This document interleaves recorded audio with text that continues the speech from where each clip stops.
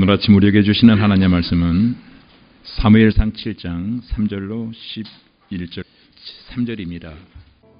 사무엘이 이스라엘 온 족속에게 말하여 이르되 만일 너희가 전심으로 여호와께 돌아오려거든 이방 신들과 아스타롯을 너희 중에서 제거하고 너희 마음을 여호와께로 향하여 그만을 섬기라. 그리하면 너희를 블레셋 사람의 손에서 건져내시리라. 이에 이스라엘 자손이 바알들과 아스타롯을 제거하고 여호와만 섬기니라. 사무엘이 이르되 온 이스라엘은 미스바로 모이라. 내가 너희를 위하여 여호와께 기도하리라 하매 그들이 미스바에 모여 물을 길어 여호와 앞에 붓고 그날 종일 금식하고 거기에서 이르되 우리가 여호와께 범죄하였나이다 하니라. 사무엘이 미스바에서 이스라엘 자손을 다스리니라. 이스라엘 자손이 미스바에 모였다 함을 블레셋 사람들이 듣고 그들의 방백들이 이스라엘을 치러 올라온지라. 이스라엘 자손들이 듣고 블레셋 사람들을 두려워하여 이스라엘 자손이 사무엘에게 이르되 당신은 우리를 위하여 우리 하나님 여호와께 쉬지 말고 부르짖어 우리를 블레셋 사람들의 손에서 구원하시게 하소서 하니 사무엘이 젖 먹는 어린 양 하나를 가져다가 온전한 번제를 여호와께 드리고 이스라엘을 위하여 여호와께 부르짖음에 여호와께서 응답하셨더라. 사무엘이 번제를 드릴 때에 블레셋 사람이 이스라엘과 싸우려고 가까이 오매 그날에 여호와께서 블레셋 사람에게 큰 우레를 발하여 그들을 어지럽게 하시니 그들이 이스라엘 앞에 패한지라. 이스라엘 사람들이 미스바에서 나가서 블레셋 사람들을 추격하여 벳갈 아래에 이르기까지 쳤더라. 아멘. 할렐루야. 평안하십니까? 오늘 말씀 전체의 내용은 사무엘이 이스라엘 백성들로 하여금 미스바에 모여서 우상 숭배하던 모든 죄를 회개하고 믿음이 회복되어지도록 촉구하는 그런 내용입니다. 소위 말하면 미스바 성회였습니다.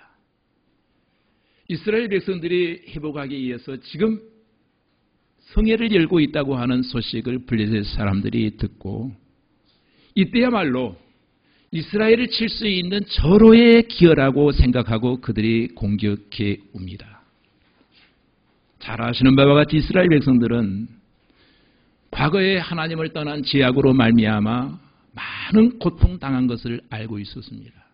이제라도 우리가 신앙이 회복되어서 하나님 중심으로 한번 살아보자 라는 새로운 마음과 믿음으로 이제 막 출발하려고 하는 순간에 정말로 상상하지 못했던 뜻하지 아니한 하나의 사건이 일어납니다.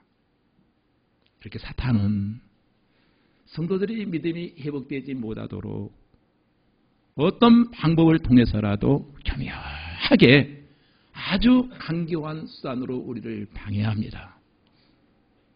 우리 늘 믿음의 결단을 하잖아요. 하나님 일에 한번 집중하며 예전에 없었던 헌신을 하나님 앞에 내가 한번 드리리라 라고 결심하는 순간 어떤 일이 일어납니까? 종종 이런 일들이 일어납니다. 그런데 이 블레셋 군대의 공격에 직면한 지도자 사무엘은 어떤 태도를 지금 취하고 있습니까? 그는 당황하지 않았습니다. 급하게 서두르지도 않았습니다. 자기가 해야 될 일이 무엇인가?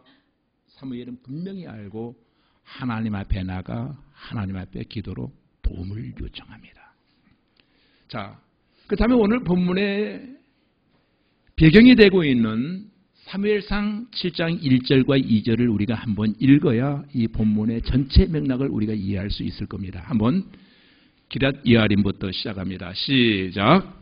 기럇 여아림 사람들이 와서 여호와의 궤를 옮겨 산에 사는 아비나답의 집에 들여놓고 그의 아들 엘리야사를 거룩하게 구별하여 여호와의 궤를 지키게 하였더니 궤가 기럇 여아림에 들어간 날부터 20년 동안 오래 있은지라. 이스라엘 온 족속이 여호와를 사모하니라. 아멘. 이제 말씀을 잘 들으시기 바랍니다. 이 말씀은 이스라엘 백성이 가나안 문화 속에 살게 되면서 하나님의 백성으로서 간직해야 될 고유한 정체성을 상실하고 있는 모습을 지금 간접적으로 보여주고 있는 내용입니다. 여호와의 임재를 상징하는 법궤가 블레셋 땅에 방치되었다가 지금 돌아왔습니다.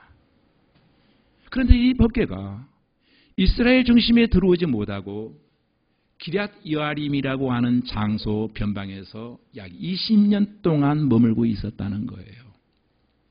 하나님의 법궤는 실로에 있어야 될지에도 불구하고 그 법궤가 실로까지 들어오지 못하고 변방 기럇 여아림이라고 하는 곳에서 20년 동안 방치되어 있었다는 거예요. 왜 그랬을까요? 여기에 우리는 꼭 퀘션 마크를 달아봐야 됩니다. 왜 이런 일이 일어났을까요? 왜 하나님의 법궤가 있어야 될 자리에 있지 못하고 변방에 20년 동안 방치되어 있었을까요? 그것은 이스라엘 땅이 가나안 문화에 의해서 오염되어졌고 더럽혀져 있었다는 거예요. 그래서 하나님의 임재, 하나님의 영광, 이것이 자기 땅 안으로 들어오지 못한 거예요. 소위 말하면 자기의 진영 안으로 하나님의 구별된 백성이 들어오는 것을 오히려 그들의 삶이 방해하고 있었다는 거예요. 그러니 하나님의 법궤는 이스라엘 핵심 중심부로 들어오지 못한 겁니다. 그런데 이스라엘 온 족속이 여호와를 사모하는 역사가 일어납니다. 법궤가 너무 멀리 떨어져 있다 보니까 되는 일이 없어요. 막히는 게 많아요. 꼬이는 것들이 너무 많아요. 우리가 이렇게 안 되는 이유는 법궤를 등한시하고 하나님을 멀리했던 결과 하나님의 징계로 우리가 오늘 이와 같은 벌을 받는다. 이것을 깨달은 백성들이 그날부터 하나님을 사모하기 시작합니다. 예, 사모한다라고 하는 오노 히브리어는 나하라고 하는 단어를 가지고 있는데, 나하라고 하는 뜻은 애절하게 울부짖다, 슬퍼하다, 애달퍼하다라고 하는 그런 뜻을 가지고 있습니다.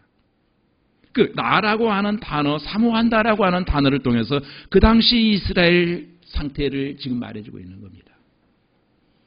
안 돼요. 막히는 게 너무 많아요. 인생이 너무 고달퍼요. 너무 마음이 애로워요. 이유가 뭔가? 하나님을 떠난 거예요. 그때부터 그들이 떨어져 있던 법궤, 방치되었던 법궤를 사모하기 시작합니다. 자, 보세요.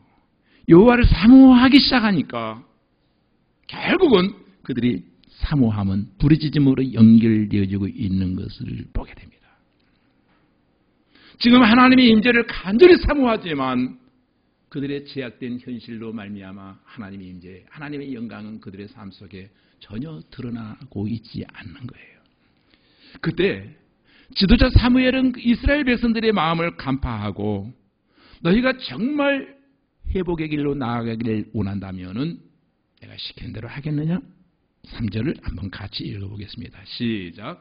사무엘이 이스라엘 온 족속에게 말하여 이르되 만일 너희가 전심으로 여호와께 돌아오려거든 이방 신들과 아스타롯을 너희 중에서 제거하고 너희 마음을 여호와께로 향하여 그만을 섬기라. 그리하면 너희를 블레셋 사람의 손에서 건져내시리라. 아멘. 사무엘은 지금 너희가 정말로 진심으로 돌아오길 원한다면은 어떻게 돌아오는 것이 바로 돌아오는 것인가? 부분적으로 돌아오는 것이 아니라 온전히 돌아와야 되는데 완전히 돌아온다고 하는 것은 도대체 뭘까?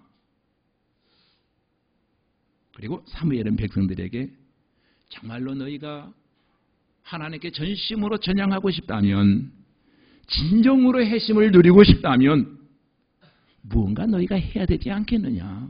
말로만, 입으로만 사모하고 슬퍼한다고 그것이 이루어지겠느냐. 정말로 너희가 하나님의 그 놀라우신 임재와 영광을 체험하기를 원한다면 뭔가 해야 되지 않겠느냐. 그게 첫 번째, 백성들의 입장에서 해야 될 것이 있습니다. 두 가지를 언급하고 있습니다. 첫 번째, 제거해야 될 것들에 대해서 말씀하고 있습니다. 정말로 돌아오기를 원한다고? 그러면 우상을 제거해라. 무엇을 제거하라고요? 3절 중반절에 보니까 사무엘이 백성들에게 이방신과 아스타롯을 제거하라고 말합니다. 그러면 이방신은 도대체 어떤 신이었습니까? 4절에 보니까 바알과 아스타롯을 제거하라는 거예요. 그럼 바알은 무엇이고 아스타롯은 무엇입니까? 바알은 남성신이고 아스타롯은 여성신이에요. 당시 사람들은 바알과 아스타롯이 마치 남녀가 만나서 결합하듯 만나면은 그의 타산의 축복을 우리가 받을 수 있다. 풍요의 축복을 창출할 수 있다 생각했습니다. 그래서 그들이 드리는 이방 신상 앞에 드려지는 제사는 혼음이었습니다.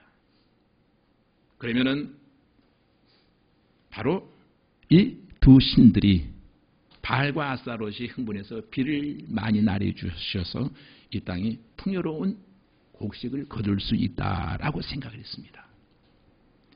이러한 문화, 이러한 풍속이 그 당시 땅 전반에 토착화 되어 있었다는 거예요. 그러니까 그들이 하나님을 믿기를 원한다라고 말하면서도 이방 문화에 그들이 젖어 있었다는 겁니다. 이 토착 문화에 거룩한 이스라엘 백성들이 하루 이틀 살다 보니 그 문화에 함몰되어져 가고 있었습니다. 중요한 것은 이스라엘 백성은 구별되어진 백성이라는 겁니다. 왕 같은 제사장으로 지명함을 받았지만 그들은 그들에게 허락되어진 그 정체성을 상실하고 말았습니다. 언제부터요? 이방 문화에 젖어 들어가기 시작하면서 그들은 정체성을 상실해 버린 겁니다.